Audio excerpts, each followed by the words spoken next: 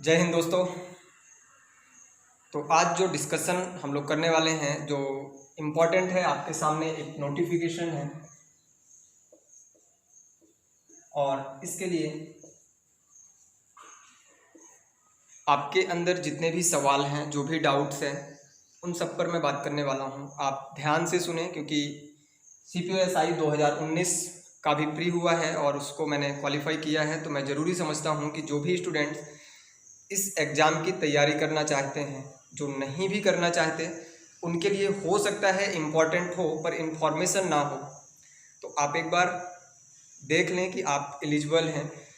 आपके कोई क्वेरी हो सकती है, हो सकता है आपके अंदर एज को लेकर कि इसकी एज क्या है, या हो सकता है आपके अंदर क्वालिफिकेशन को हो, या हो सकता है आपके अंदर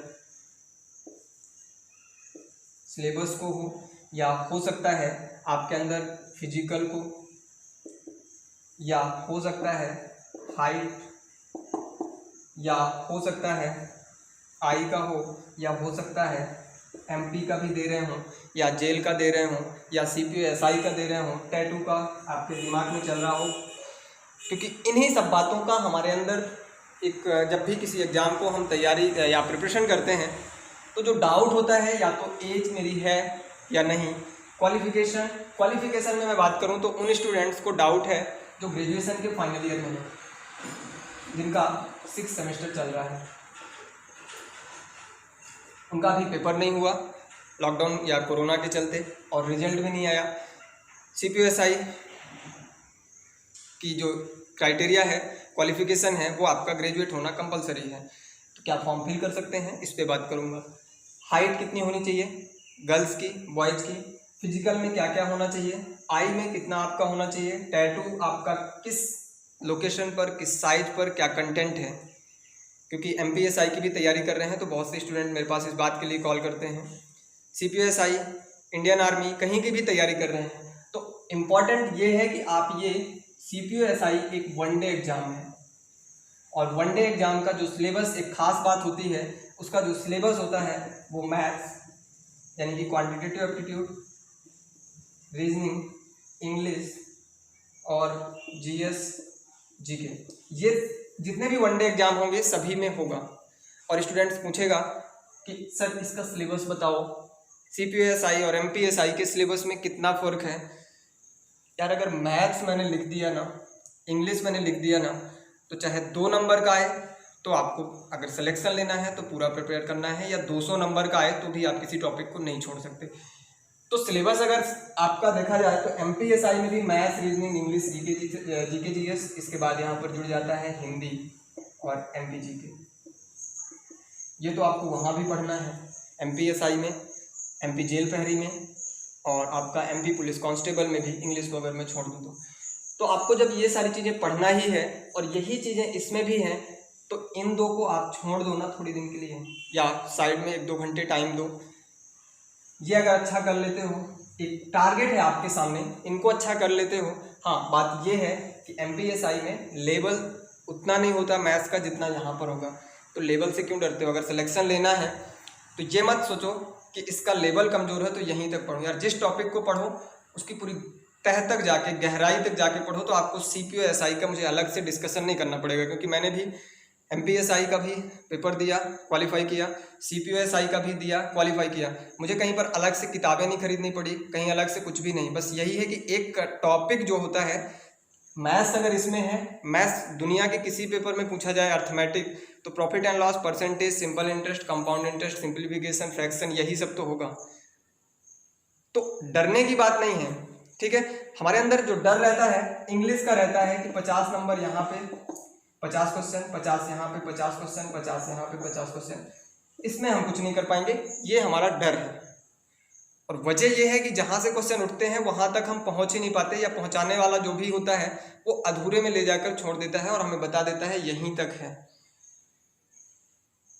ठीक है। तो मैं डिस्कशन कर रहा हूँ, आप चीज़ों को आराम से देखें और समझें, हो सकता है आपके काम आए, ठीक है। क्वालिफिकेशन की मैं बात करूं तो जिनका फाइनल ईयर है, 6 सेमेस्टर चल रहा है, उनकी जो मार्कशीट है यानी रिजल्ट है वो 1 जनवरी, अच्छे से सुन लें, 1 जनवरी 2021 तक आ जाना चाहिए। पेपर आपका जो डेट है एग्जाम की वो 29 सितंबर से 5 अक्टूबर, और उसके बाद आप उस पेपर देने के बाद भी आपका रिजल्ट आता है ना तो चलेगा, कोई दिक्कत नहीं। इसका मतलब ये है कि फाइनल ईयर में जितने भी स्टूडेंट हैं सभी को ये फॉर्म फिल करना है। फीस को लेकर नहीं डरना, 100 रुपये जनरल बॉयज़ की है, बाकी किसी जनरल ओबीसी की, SC ST गर्ल्स कोई चार्ज नहीं है, ठीक है। बहुत ज़्यादा होगा, कट ऑफ कितना जाता है तो बता दूं, अभी 2019 का लगभग 110 या 120 के समथिंग ना कुछ है। और कोरोना चल रहा है, सभी क्लासेस बंद हैं, सभी बच्चे अपने घर में बैठे हुए हैं, उनकी कोई प्रिपरेशन नहीं हो रही है। इस दौरान अगर पेपर होता है तो लिख के ले लो 100 के ऊपर या 110, इससे ऊपर चला जाए तो आप बताना, नहीं जा सकता। वजह यह है कि हमें वो रास्ता ही नहीं दिखाया जाता, हमें डरा के रखा जाता है कि ये CPSI ये तेरे बस का नहीं है, क्यों मर रहा है। अपने आप को जगाओ, कुछ भी नहीं है, ठीक है। 10 नंबर कट ऑफ डाउन होगी, ये बात आप मान के चलो। पिछली बार जो हुआ था शायद 130 से ऊपर गया था जनरल का, 2017 या 18 वाला, जब ये SSC घोटाला का पूरा इशू चल रहा था, 1 साल पूरा CBI जांच और ये सब चलते, इस टाइम पे क्या था, स्टूडेंट पूरा नर्वस हो गया था, पढ़ाई छोड़ दिया था, सीधे सीधे 20 नंबर कट ऑफ गिरी थी। आप देख सकते हैं 130 से सीधा 110 या 120 के बीच में। अब ये लॉकडाउन चल रहा है, सभी बच्चे ना तो किसी के पास प्रॉपर नोट्स, ना क्लास, कुछ भी नहीं है, ना टेस्ट सीरीज, कुछ भी नहीं कर पा रहे हैं। तो जो अभी भी दिन रात मेहनत कर रहा है वो आराम से निकाल सकता है, ठीक है। तो क्वालिफिकेशन की बात करें तो 6वें सेमेस्टर में जितने भी हैं जिनका पेपर नहीं हुआ वो भी फॉर्म फिल करें, पेपर दे सकते हैं। सिलेबस की अगर बात करूं तो मैंने बताया 4, मैथ्स, इंग्लिश, रीजनिंग और GS। प्री में, मेंस में केवल इंग्लिश 200 नंबर की।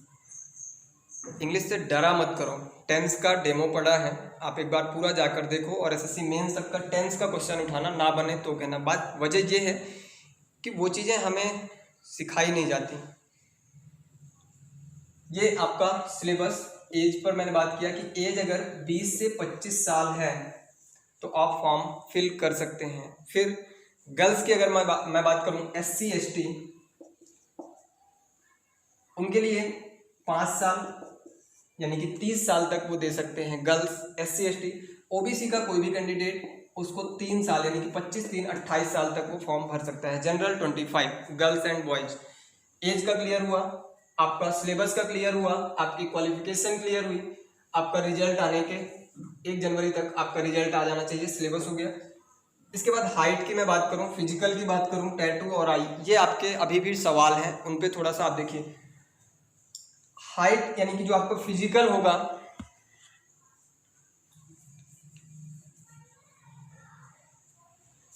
आपका जो फिजिकल होगा उसमें पहले हाइट की मैं बात कर लेता हूं।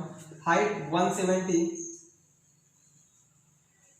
बॉयज की होगी, 170 कांस्टेबल MP में, और SI MP में कितना मांगता है 167.5। यहाँ पर आपको 170 हाइट चाहिए। फिर इसके बाद ST कैटेगरी का उसको 162.5, ओनली ST बॉयज। देख लो, अगर MP में SI के सपने आपके इस वजह से टूट रहे हैं कि 168.5 नहीं आपकी हाइट है, तो मौका है, वर्दी ले लो और अच्छी जॉब है। हाइट का इशू जिनके साथ है ST कैटेगरी के, वो थोड़ा सा यहाँ पर देख सकते हैं। गर्ल्स की अगर मैं बात करूँ तो 157 जनरल और 154 ST गर्ल्स। ये आपका हाइट का इशू, ठीक है। फिजिकल की बात करूं तो आपका 100 मीटर 16 सेकंड में बॉयज़ के लिए, गर्ल्स के लिए 100 मीटर 18 सेकंड में, बॉयज़ के लिए 1600 मीटर 6.5 मिनट में, गर्ल्स के लिए 800 मीटर 4 मिनट में, ठीक है। और इसमें होता है आपका हाई जंप भी होता है और लॉन्ग जंप भी होता है, ठीक है, और शॉर्ट पुट यानी जिसको आप बोलते हैं गोला। हाई जंप गर्ल्स का बॉयज़ का लगभग 3.5 फीट या हाँ 3.5, और लॉन्ग जंप वही 13 फीट के आसपास जो आपका MPSI में होता है 1.2 मीटर। ठीक है, तो ये आपका इवेंट क्या क्या होंगे ये आप देख लीजिए। गोला होगा, गोला लगभग 19 फीट के आसपास आपको फेंकना है। ये आपके फिजिकल हो गया, सिलेबस की बात हो गई। अब आपकी बात आती है टैटू। बहुत से लोग जो कॉलेज के टाइम पे होते हैं और उनको ये शौक होता है कि अपना थोड़ा सा टैटू बनवाने का। तो मैं आपको बता दूं कि अगर आपने बनवाया है टैटू, आपने बनवाया है और उसकी 3 चीज़ों पे जो आपका जब पेपर निकालने के बाद आप फिजिकल में जाओगे या मेडिकल में जाओगे तो आपका टैटू का जो 3 चीज़ों पे ध्यान दिया जाता है कि उसका कंटेंट क्या है, उसकी साइज क्या है और उसकी लोकेशन क्या है। तीनों पे मैं बता रहा हूँ, गौर से सुने। टैटू की साइज, टैटू का कंटेंट और टैटू की लोकेशन अच्छे से सुन लो, बार बार पूछने की ज़रूरत नहीं है। और बताने वाला भी शायद आपको घुमा देगा, नहीं टैटू तो चलता है, नहीं टैटू बनवाए हो तो मत जाना। सुन लो पूरी बात।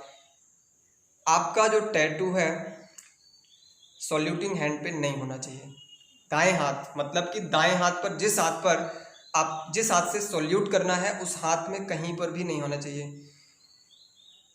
इस हाथ में अगर लेफ्ट में है तो आपका कोई रिलीजन या कोई इंडियन आर्मी को लेकर जो कंटेंट है, कुछ कंटेंट होते हैं जिनकी परमिशन होती है, जैसे आप कोई नाम लिखवाए हो, कोई रिलीजन सिंबल है, या आप इंडियन आर्मी का कोई टैटू बनवाए हो, तो उसमें भी आपको ध्यान रखना है कि जो ये हाथ यहाँ से यहाँ तक आपके लोग इस एरिया का 1/4 है अगर, तो आपका वहाँ पर वैलिड है, आपको बाहर नहीं किया जाएगा। अगर 1/4 से ज़्यादा है तब आपका वो वहाँ पर डिस्क्वालीफाई आपको किया जा सकता है। लोकेशन राइट हैंड पे नहीं होना चाहिए। कंटेंट, नाम, रिलीजन या कोई इंडियन आर्मी से रिलेटेड आपका जो कंटेंट है वो चलेगा। साइज 1/4 से ज़्यादा नहीं होनी चाहिए, यानी कि राइट हैंड में अगर आपका है, सॉल्यूटिंग हैंड पे है, तो आप बाहर हैं।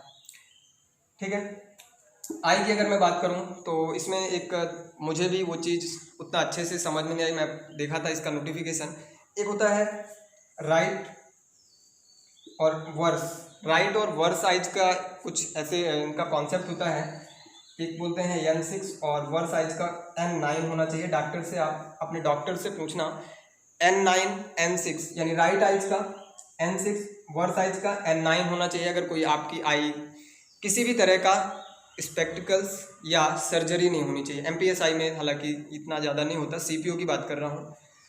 आपका जो कलर विजन नहीं होना चाहिए, और ये 6x6 का क्या जो आप पावर है, और जो आपकी एक करेक्ट आई और एक वर्स आई, 2 टर्म्स इसमें लिखी हुई हैं।